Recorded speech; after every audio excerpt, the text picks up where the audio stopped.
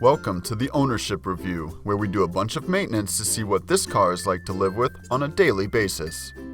Here are the high points of the 2007 Audi A3. The oil dipstick is quick to find right in the front of the engine. It is easy to remove and has level markers that are easy to read. The spare tire and jack kit are conveniently packaged together in the trunk.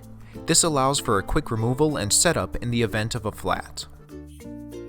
Both the engine and interior fuse boxes are easy to find with covers that are simple to remove. The latter even comes provided with a fuse puller for your convenience. Not everything is perfect. Here are the pain points.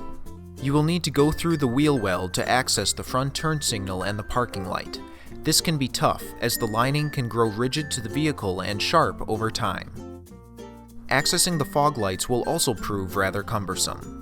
You will need to remove multiple covers and Torx bolts to first take the housing out of the vehicle, followed by a pair of pliers to disconnect the bulb itself.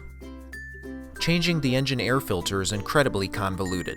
It is located in the engine cover, and you will need to disconnect the hose, the air filter intake, and multiple different types of fasteners before you can lift it out, which is very large and difficult to navigate around.